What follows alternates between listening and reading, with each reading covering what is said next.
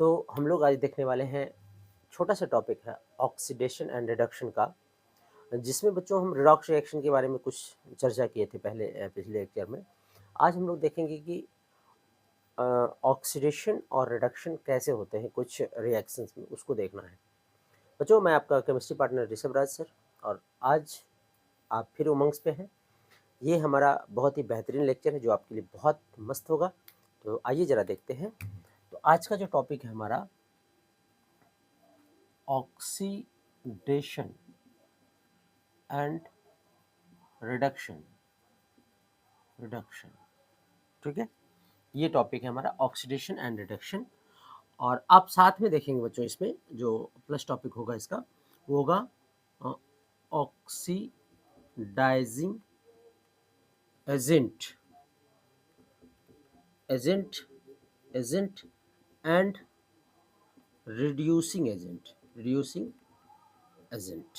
ये बहुत important topic होगा जो हमें देखना है कि ऑक्सीडाइजिंग एजेंट किसे कहते हैं, रिड्यूसिंग एजेंट क्या है, ऑक्सीडेशन क्या है और रिडक्शन क्या है। बहुत बेहतरीन टॉपिक है, आइए ज़रा देखते हैं।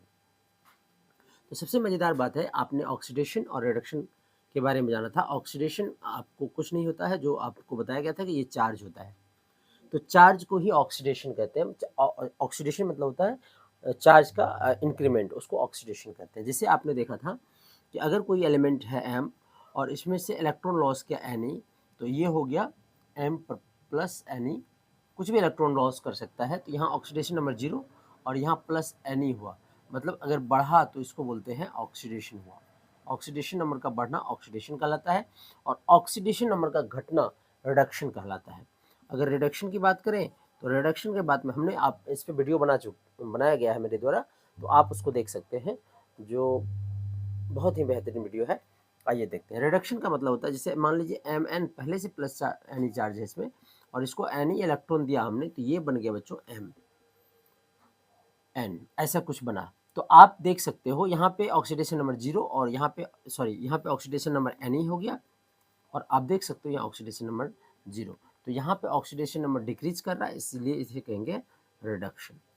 कुछ चीज़ है बच्चों जिसको और देखना है आपको, जो हमारे लिए काम का होता है कि कैलकुलेशन ऑफ ऑक्सीडेशन और रिडक्शन किसी रिएक्शन में कैसे करते हैं। आइए उसको दिखाते हैं। चलिए ठीक है बच्चों, कभी कभी क्या होता है, देखो जरा इसको हम मेटते हैं पहले। आइए जरा देखते हैं।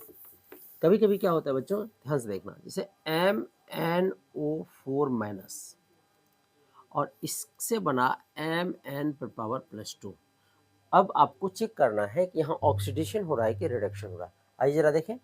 सबसे पहले ये मैग्नीज का हम ऑक्सीडेशन नंबर निकालेंगे। कैसे निकालेंगे, आपको पता है ये X होता है इसका ऑक्सीडेशन नंबर, और ऑक्सीजन का -2 शो करता है, इसलिए -2 × 4 करते थे आप, और जो चार्ज होता था वो चार्ज यहाँ लिखा जाता था। तो आपने निकालना था x - 8 = -1, यानी कि x = -1 + 8, तो यहाँ x = +7 आ गया। मतलब अगर हम देखें परमैग्नेट आयन में मैग्नीज का ऑक्सीडेशन नंबर +7 है और यहाँ पे +2 है, तो आप देख रहे हो यहाँ +7 है और यहाँ पे +2 है। डिक्रीमेंट ऑफ चार्ज हुआ, और क्या हुआ यहाँ पे, चार्ज का डिक्रीमेंट हुआ। और जब भी चार्ज का बच्चों डिक्रीमेंट होता है, डिक्रीमेंट ऑफ चार्ज होता है, तो आप इसे कहते हो कि यहाँ पे कुछ नहीं हो रहा है, यहाँ पे तो रिडक्शन हो रहा है। क्या हो रहा है, रिडक्शन हो रहा है। तो इस प्रकार हम रिडक्शन निकाल सकते हैं, कैसे रिडक्शन हो रहा है, कैसे ऑक्सीडेशन हो रहा है। आइए जरा एक और देखते हैं ऑक्सीडेशन रिडक्शन में।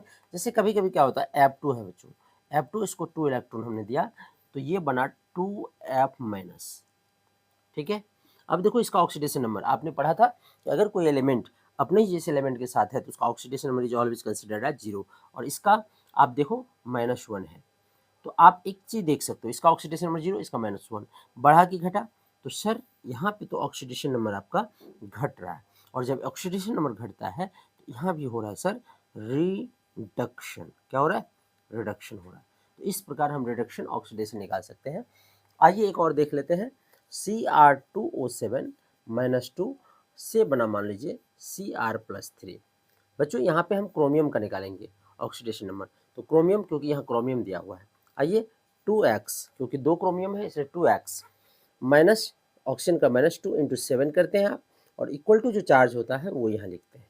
आइए जरा देखें, 2x minus 14 is equal to -2 या 2x इक्वल टू -2 और फिर ये 14 अगर उधर जाता तो +14। तो अगर आप देखोगे 2x इक्वल टू 12, इसलिए x इक्वल टू बच्चों 12/2 यानी कि x इक्वल टू +6। तो यहाँ पे क्रोमेट डाइक्रोमेट आयन में क्रोमियम का ऑक्सीडेशन नंबर कितना है, +6 है, और यहाँ पे +3 है।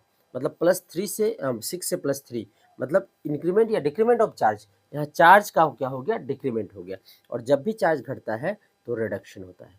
मतलब आप ऐसे समझ सकते हो कि ऑक्सीडेशन हो रहा है कि रिडक्शन। बहुत बेहतरीन कॉन्सेप्ट है बच्चों, आपको समझना है कि ऑक्सीडेशन हो रहा है कि रिडक्शन हो रहा है। ठीक है, तो 6/12 है तो ये +2 हुआ, 2x ये 2 है, और 2x बराबर क्या हो गया, ठीक है, बिल्कुल ठीक है, कोई दिक्कत नहीं है। तो आप इसको समझ सकते हो, है ना, x बराबर इधर 2x बराबर इतना, तो x बराबर +6 हो गया। आइए जरा देखते हैं। तो इस प्रकार हम ऑक्सीडेशन और रिडक्शन, ये डाइक्रोमेट आयन का ऑक्सीडेशन रिडक्शन निकाले, और ये ऑक्सीडेशन हो रहा है कि क्रोमियम का, ये रिडक्शन हो रहा है इसका पता किया, और यहाँ पर मैग्नेट का हम ऑक्सीडेशन हो रहा है कि रिडक्शन हो रहा है इसका पता इस प्रकार कर सकते हैं।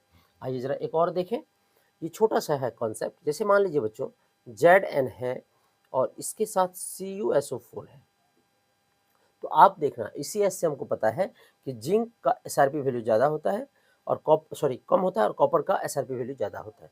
तो जिंक जो है कॉपर को रिएक्शन से डिस्प्लेस कर देता है। तो आइए Zn प्लस SO4 इस प्रकार, ZnSO4 बना और साथ में Cu अलग हो गया। तो अब देखो यहाँ ऑक्सीडेशन नंबर कितना होगा, 0 होगा, और यहाँ पे ऑक्सीडेशन नंबर +2 होता है, यहाँ ऑक्सीडेशन नंबर +2 होता है, और यहाँ कॉपर अकेले है इसलिए इसका ऑक्सीडेशन नंबर 0 होगा।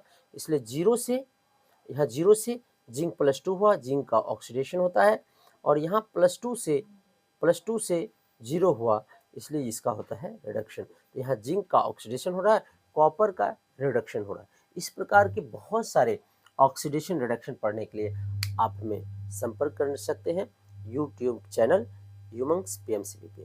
धन्यवाद और फिर मिलते हैं।